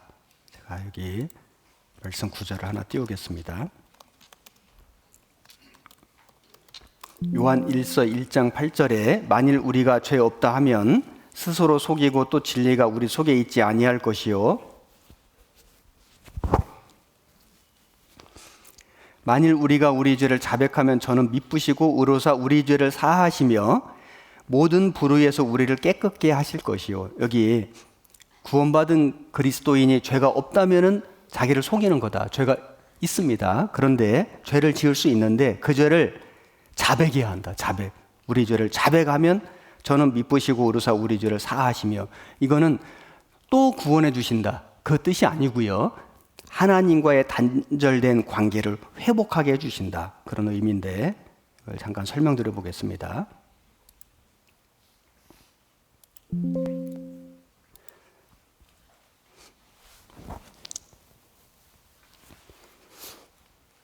자, 여기 우리가 구원받기 전에 죄인이었습니다. 죄인이었는데 우리가 죄인은 회개하고 구원을 받죠. 회개하고 구원 받으라. 자, 구원을 받으면 의인이 됩니다. 의인은, 구원받은 그리스도인은 의인인데, 의로운 일을 많이 해서 의인된 게 아니라 의롭다고 해주신 건데, 그 의인은 죄를 지면은 자백한다. 자백. 사실 이 자백도 넓은 의미에서 회개입니다. 어떤 사람들은 우리 교회를, 저 사람들은 죄를 지어도 회개도 안 해, 그런데 회개하는 겁니다. 다만 이 죄인이 하는 이 회개하고는 다른 거예요. 구원받은 의인이 하는 회개를 자백이라고 하는 겁니다. 이 죄인이 하는 회개는 재판장, 심판하시는 하나님 앞에 회개하는 거고, 구원받은 그리스도인이 자백하는 건 아버지께, 하나님 아버지께 회개하는 거예요. 하나님 아버지, 제가 구원받았는데 또 이렇게 잘못하고 실수하고 죄를 지었습니다. 용서해 주십시오. 이 죄를 안 짓게 도와주십시오. 힘을 주십시오. 이게 자백이거든요. 자백을 하면 또 구원해 주시는 게 아니고 하나님과의 단절된 관계를 회복해 주신다. 이해되시죠? 우리도 회개하는데 이 회개는 의인이 하는 회개, 자백이다. 자백해야 됩니다. 그 다음에 구원받은 사람이 죄를 가지고 있고 죄를 반복적으로 짓는데도 자백을 하지 않고 계속해서 고집하고 그 죄를 즐기면은, 안 버리면은 하나님이 징계하신다. 지옥 보내는 게 아니고 징계한다고요. 징계가 있습니다. 여기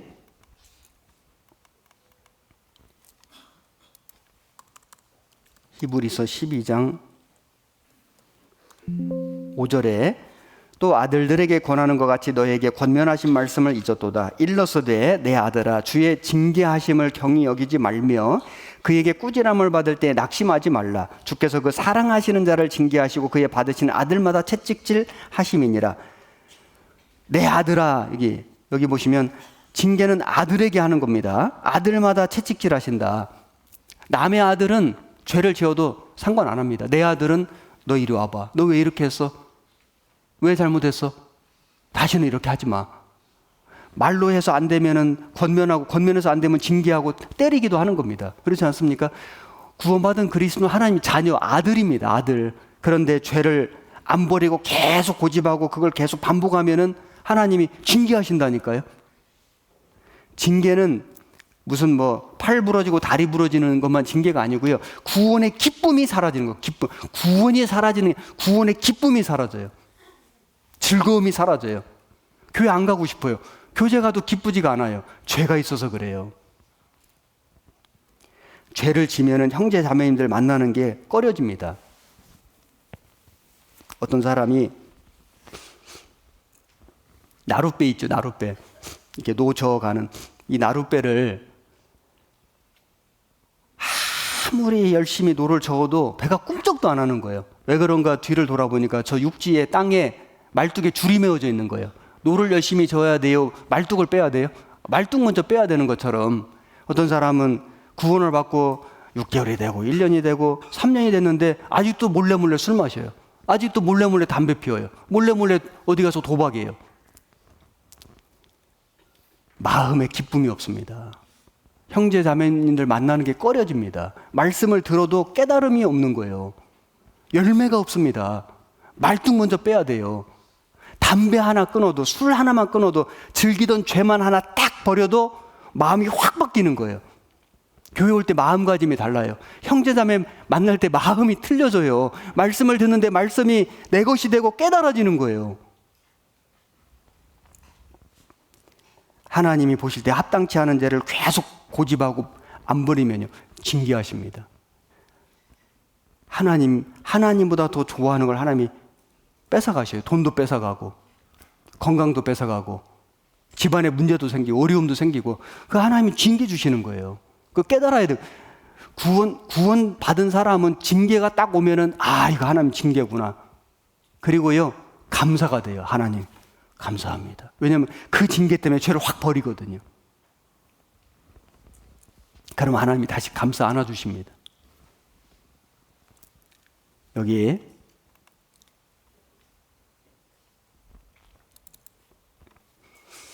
어제 말씀드린 그랜드 종합 교리서에 잠깐 읽어보겠습니다. 성도가 반복적으로 회개해야 하는, 이게 자백이거든요. 왜 해야 합니까? 하나님과의 화평한 관계를 누리기 위해서입니다. 거룩하신 하나님은 당신의 자녀로 부름받은 성도가 계속 사단의 자녀처럼 죄 가운데 머무는 것을 원하지 않습니다. 하나님께서는 당신의 자녀가 비록 죄를 범하였다고 하더라도 자신의 죄를 시인하고 고쳐서 바른 삶을 살기를 원하시는 것입니다. 따라서 성도는 정죄받아 구원을 잃어버릴 것이 두려워 회개하는 것이 아니라 하나님과의 멀어진 관계를 청산하고 하나님의 자녀로서 다시 화평한 관계를 유지함으로써 영적 축복을 가지기 위해서 회개해야 합니다. 이게 자백이라고 말씀드렸죠. 그 다음에 여기 징계.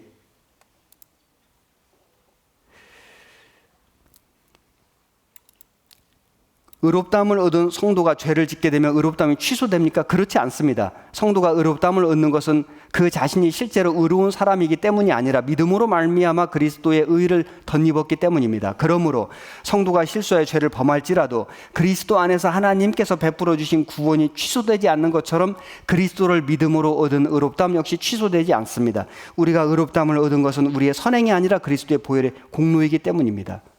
그 다음에 그렇다면 거듭난 성도는 죄를 범하여도 결코 처벌을 받지 않는다는 말입니까? 그렇습니다. 거듭나서 하나님의 자녀가 된 성도는 죄를 범했을지라도 그 죄에 상응하는 처벌을 받지 않습니다. 즉 최후의 심판 때 그 범죄 행위는 용서받고 지옥 안 간다는 말이죠. 그 다음에 만일 범죄한 후 어떤 고통이 따른다면 그것을 죄값으로 받는 처벌이 아니라 행실을 바르게 고치기 위한 하나님의 징계임을 기억하십시오. 사랑하니까 징계하시는 거예요. 그 죄를 계속 지면은 잘못되기 때문에 아프게 해서라도 그만하게, 멈추게, 돌이키게 해주시는 겁니다. 그게 징계입니다. 거듭난 사람은 죄를 범해도 구원에 이른다면, 즉 죄를 범해도 천국 간다면은 그리스도인 중에는 이 사실을 악용하여 방종한 생활을 회개하지 않으면서도 구원 얻었다고 자만할 수 있지 않을까요? 어떤 사람 구원 받았는데 난 천국 가니까 좀 적당히 살아도 돼. 죄 지어도 이미 다 용서하셨어, 미래의 죄까지. 이렇게 고집하는 사람이 있다면은 그 문제가 있는 겁니다. 간혹 보면 예수 믿고 거듭났다고 주장하는 사람 중에도 잘못된 생각을 가지고 방종하는 사람들이 있습니다. 그러나 그런 사람은 스스로 거듭나서 구원 얻었다고 주장할지라도 실상 하나님으로부터 거듭난 사람이라고 보기 어렵습니다.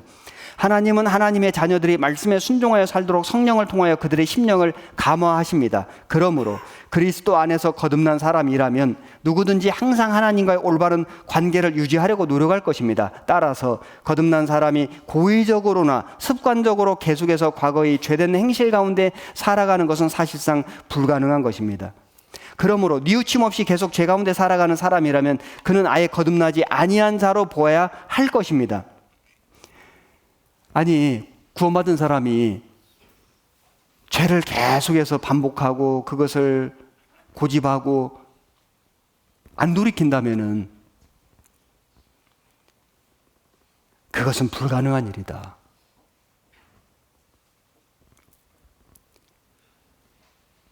징계가 있습니다. 그리고 이 징계가 꼭 육신적으로, 심령으로 기쁨과 즐거움이 사라지는, 말씀을 들어도 아무 감각이 없고 감동이 없고 감사가 없고 자기 가족 중에 잃어진 영혼이 지옥 가고 있는데도 건질 마음도 없고 불쌍한 마음도 없고, 그 징계 아닙니까? 정말 그게 진짜 무서운 징계 아닙니까? 어떻게 그럴 수 있습니까? 어떻게 그렇게 냉정할 수 있습니까? 그렇게 냉혹할 수 있습니까? 어떻게 자기 가족이 지옥 가는 걸 보고도 아무 생각이 없습니까? 그 징계입니다. 그래서 우리는 하나님과의 올바른 관계를 회복하기 위해서 자백하고 돌이켜야 되는 겁니다. 그리고 구원받은 그리스도인이 이 세상에 살아가는 이유가 뭘까? 여러분, 왜 우리 살죠? 구원받았는데, 천국 가면 좋은데, 하나님이 우리를 당장 천국에 안 보내시고 이 땅에 살게 하신 이유가 뭘까요? 왜 우리가 이 세상에서 고난받고 고생하고 환난과 핍박을 통과해야 되죠? 이유가 있는 거예요. 너무나 중요한 이유가 있습니다. 우리가 해야 할 사명이 있는 겁니다. 여기 디모데 후서 4장 2절, 너는 말씀을 전파하라. 때를 얻든지 못 얻든지 항상 힘쓰라. 범사에 오래 참음과 가르침으로 경책하며 경계하며 권하라. 때가 이르리니 사람이 바른 교훈을 받지 아니하면 귀가 가려워서 자기의 사욕을 조철 스승을 많이 두고 또 그 귀를 진리에서 돌이켜 허탄한 이야기를 조철이라. 여러분, 이런 세상에서 우리가 살아가는 이유 뭐냐면은 말씀을 전파하라. 때를 얻든지 못 얻든지 항상 힘쓰라. 세상은 타락하고 정말 육신대로, 정욕대로, 마음대로 살아갑니다. 우리 주변에 내 가족 중에도 하나님 모르고 하나님의 사랑도 모르고 하나님 뜻도 모르고 육신이 전부인 것처럼 세상이 전부인 것처럼 마귀에게 속아 사는 인생들이 있지 않습니까? 그 영혼들을 건지는 일, 그 영혼들에게 하나님의 사랑을 전하는 일, 그것 때문에 우리가 있는 거예요. 그것 때문에 사는 거예요. 우리가 천국과 지옥이 없다면요, 전도할 이유가 없습니다. 생각해 보십시오. 천국이 없습니다. 지옥이 없습니다. 그냥 기독교인들처럼, 그 바리새인 사두개인들처럼 하나님 믿는 이유가 이 땅에서 잘 먹고 잘 살고 형통하게 살려고 무병장수하려고 믿는 거라면 전도할 이유가 없죠. 취미생활처럼 종교생활 하는 거 아닙니까? 가면 좋고 안 가도 괜찮고. 그게 아니라 하나님을 안 믿으면, 예수님을 안 믿으면 멸망인 거예요. 지옥이 있는 거예요. 불못에 가는 거예요. 영영토록 타는 곳에 가서 고통받는 겁니다. 나올 수가 없는 거예요. 우리가 천국에 가면요, 지옥이 안 보입니다. 지옥의 소리를 들을 수가 없어요. 만약에 지옥이 보인다면, 지옥의 소리를 듣는다면 내 사랑하는 가족이, 내 아버지가, 내 어머니가, 내 자식이 지옥불에서 외치지 않겠습니까? 아무개요, 아들아, 아버지, 왜 나에게 복음을 전하지 않았습니까? 내가 전했잖아. 한 번 했잖아. 두 번 했잖아. 왜 한 번도 하지 않았습니까? 한 번만 더 나에게 간절하게 간곡하게 전했다면 내가 들었을 텐데. 외치지 않겠습니까? 울부짖지 않겠습니까? 우리가 살아가는 이유, 구원받은 그리스도인이 오늘 하루를 사는 이유, 올 한 해를 사는 이유, 남은 인생을, 우리가 육신은 고생스럽고 고통스럽지만은 그래도 우리가 인내하며 감내하며 살아가는 이유는 오직 한 가지입니다. 나를 구원해 주신 그 주님의 사랑을 전하는 거예요. 누구에게? 사랑하는 사람들에게. 그것을 위해서 우리가 살고, 그것을 위해서 우리가 모이고, 그것을 위해서 우리가 교회를 세우고, 그래서 우리가 전도하는 겁니다. 칠레의 산호세에 구리광산이 무너졌는데 거기에 33명의 광부들이 지하 700m 갱도 속에 갇혔습니다. 며칠이 지났는데 아무 소식을 들을 수가 없어요. 아, 다 죽었구나. 절망할 그 무렵에 땅속에서 소식이 들려.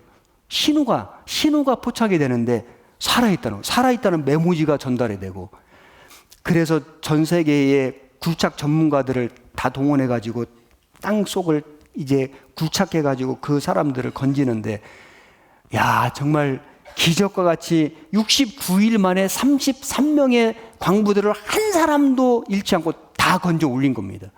실제 있었던 사건입니다. 여기 이 영상 한번 보시겠습니다.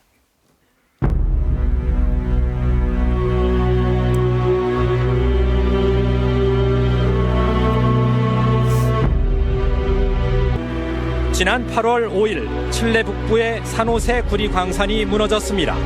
2주 넘는 생존자 수색 작업, 하지만 모두 실패했습니다. 이제는 포기해야 했던 순간. 그러나 17일 만에 기적 같은 소식이 전해졌습니다. 갱도를 파내려간 수색 드릴에 광부들이 두드리는 진동과 살아있다는 내용의 쪽지가 전해졌습니다. Esto salió hoy día de las entrañas de la montaña, de lo más profundo de esta mina. 물과 음식을 보관하는 지하 공간 한쪽에 광부들이 대피해 있었던 겁니다. 믿기 힘든 그들의 사투를 보며 가족과 칠레 국민들은 눈물을 흘리며 환호했습니다. 구조 작업은 더 위험했습니다. 넉 달은 좋게 걸릴 거라는 예상 속에 세계 최고의 굴착 전문가들이 투입됐고 피말리는 굴착 작업 한 달여 만인 지난 주말에 드디어 생명 통로가 뚫렸습니다. 구조 캡슐이 나타날 구멍 주변에 불을 밝힌 가운데 칠레 국기가 보입니다. 구조본부에 설치된 무전기로 분주히 상황 보고가 오가고 우리 시각으로 오전 11시 36분 높이 4m, 무게 420kg의 구조 캡슐 불사조가 700m 지하에 도착합니다. 첫 번째 구조대원이 나타나자 화면을 지켜보던 사람들의 환호가 쏟아집니다. 69일 만에 바깥 세상 사람을 만난 반가움이 더해져 구조대원과 뜨거운 호응이 이어집니다. 구조 작업을 천진스럽게 지켜보던 7살 아들 바이런. 아빠를 보기도 전에 울음이 터졌습니다. 69일이나 땅속에 갇혀있던 아빠를 태운 캡슐이 지상으로 모습을 드러내자 어린 아들의 감정도 벅차올랐습니다. 그리고 제일 먼저 구조된 아빠 아발로스는 그런 아들을 한참이나 안아줍니다.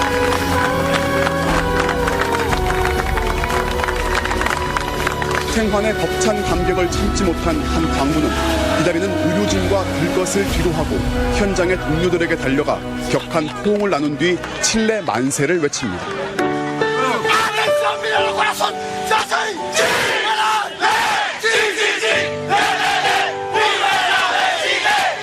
1시간 간격으로 속속 구출되고 있는 광부들은 주님 감사합니다라는 문구가 적힌 티셔츠 차림에 대체로 밝고 건강한 모습이었습니다.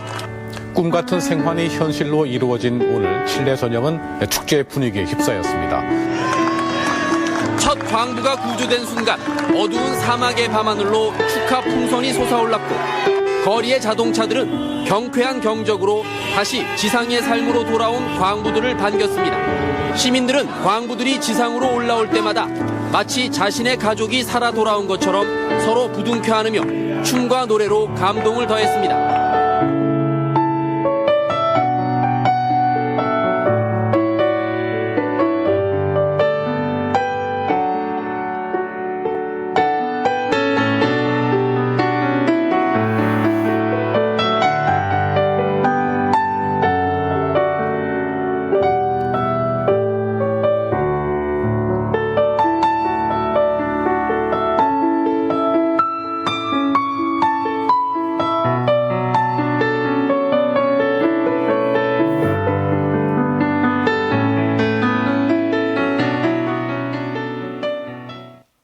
내가 구원받을 때 그때에 나를 전도한 분이 그렇게 기뻐했습니다.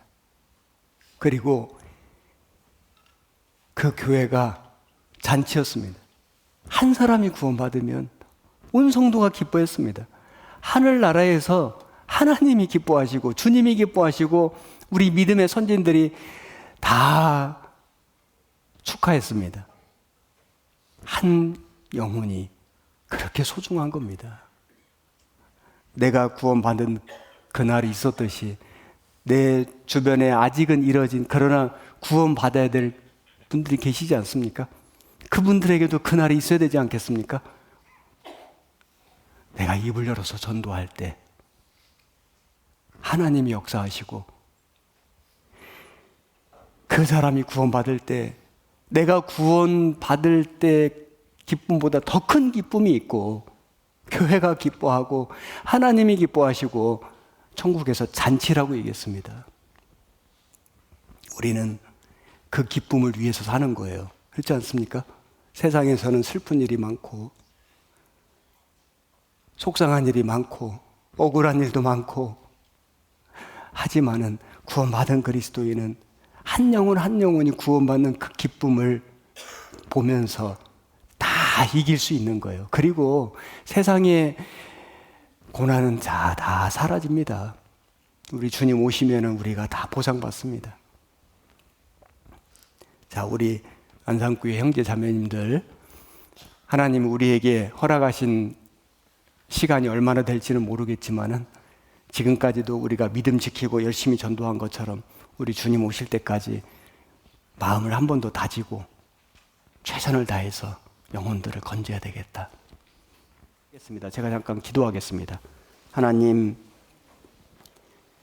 지난 한 주간의 전도 집회 허락해 주시고 하나님의 도우심으로 많은 사람들이 말씀 들을 수 있게 해주신 거 감사합니다.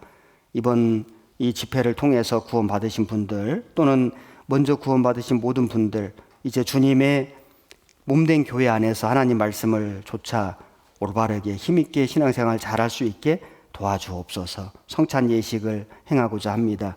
이 떡을 뗄 때마다 주님의 십자가에서 찢기신 몸을 기억하고 이 잔을 마실 때마다 흘려주신 주님의 보혈을 기억합니다. 주님, 그 은혜에 보답하며 살아가는 저희들 되게 해 주옵소서. 그리고 이 복음을 주변에 이뤄진 영혼들에게 전하는 저희 교회 되게 해 주옵소서. 우리 주님 오실 때까지 우리가 올바르게 살아가다가 우리 주님 만날 때 부끄러움 없이 주님 앞에 영광스럽게 서는 저희들 되게 해 주옵소서. 모든 주신 은혜 앞에 감사드립니다. 우리를 사랑하시는 우리 구주 예수님 이름으로 기도드렸습니다. 아멘.